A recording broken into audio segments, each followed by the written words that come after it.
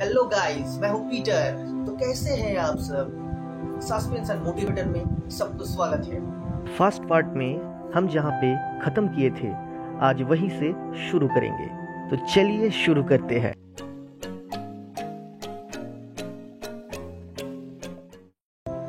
मनुष्यों का time travel करने का शौक बहुत ही पुराना है और ये शौक ज्यादा चढ़ गया थ्योरी ऑफ रिलेटिविटी के कारण से।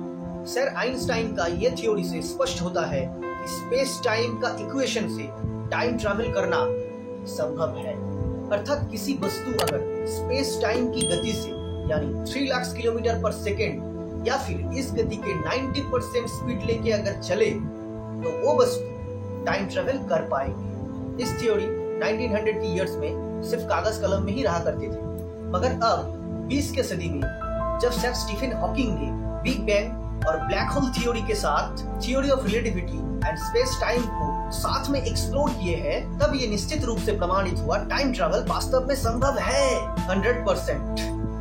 लेकिन कैसे संभव है? इसे प्रमाण करने के लिए सर स्टीफन हॉकिंग ने एक रेल लाइन को इमेजिन करने को बोला, बट ये कोई नॉर्मल लाइन नहीं होगी। ये लाइन पूरे पृथ्वी को वृत्ताकार में प्रदक्षिण करने वाला लाइन होगा। अब इस लाइन में एक ट्रेन को अगर लाइट की गति से छूटने को दिया जाए तो उस ट्रेन की समय से पृथ्वी का समय थोड़ा धीरे चलेगा। अब जितनी देर तक ये ट्रेन छूटेगा उतने ही पृथ्वी का समय स्लो होता जाएगा ट्रेन की समय की तुलना से। अब सोच लीजिए, वो ट्रेन 10 यात्री को लेकर 20 अक्टूबर 2021 को यात्रा शुरू किया और धीरे धीरे ये ट्रेन लाइट की गति या फिर उसके 90% गति से चलना शुरू किया, तो उसी समय ट्रेन के अंदर एक परिवर्तन नजर आएगा। ट्रेन के अंदर का समय स्लो होता जाएगा पृथ्वी की समय की तुलना में। फाइनली ये ट्रेन जब 27 अक्टूबर 2021 को थमेगा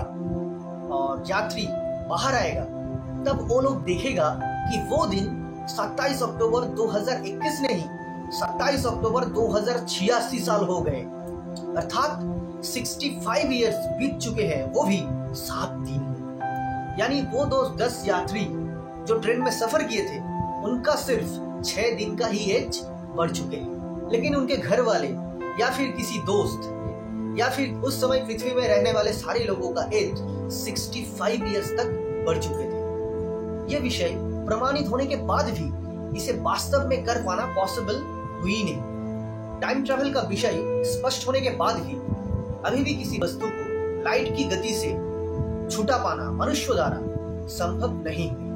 ये पावर मनुष्य के हाथ जिस दिन लग जाएगा ना, उस दिन एक गैलेक्सी से दूसरे गैलेक्सी, एक ग्रह से दूसरे ग्रह पे जाना बहुत फास्ट एंड इजी हो जाएगा। फिर भी हमारे पास इतने हाईटेक वाला कोई यंत्र नहीं है जो टाइम मशीन को बनाया जाए। तो क्या हुआ? हम निराश नहीं होंगे, हमसे अभी ना ही हो। लेकिन प्रकृति में कुछ ऐसे भी निर्माण हैं जिससे हम और आप टाइम ट्रैवल कर सकते हैं। एक उदाहरण, ब्लैक होल। ये शायद सबको पता है ब्लैक होल के बारे में। ब्लैक होल महाकाश की एक ऐसी जगह है जहां ग्रेविटी पृथ्वी की तुलना से बहुत बहुत गुण ज्यादा है। इतना ज्यादा है कि ब्लैक होल की नजदीक में अगर कोई ग्रह या नक्षत्र आ गए तो ब्लैक होल तुरंत उसको अपने अंदर खींच लेते हैं। इतना ही नहीं, एक लाइट का छोटा टुकड़ा भी ब्लैक होल से बच नहीं सकता। अगर इसके नजदीक आ गए तो इस ब्लैक होल का जन्म होता है डेड स्टार या मृत सितारे से, और इसका मेन पार्ट होता है इसका डेंसिटी।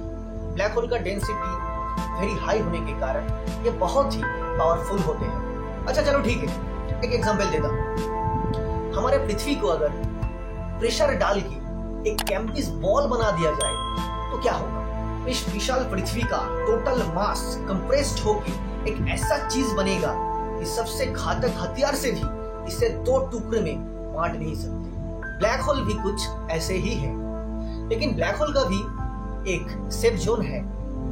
इसका सेंटर का साइड वाला पार्ट, यहाँ पे अगर कोई चीज आ गए तो ब्लैक होल उसे अपने अंदर नहीं ले पाते हैं, और इस पार्ट के थ्रू हम और आप टाइम ट्रैवल कर सकते हैं। लेकिन कैसे? तो सोच के देखिए, थ्योरी ऑफ रिलेटिविटी में बताया जिस वस्तु का वजन ज्यादा होता है उसका समय का गति कम होता है और इसी कारण से यहाँ का समय का गति धीमी चलेगा। हमारी मिल्की वे गैलेक्सी के बीच एक ब्लैक होल है जिसका नाम है मैसिव ब्लैक होल। उसका रेडियस 2.5 करोड़ किलोमीटर है।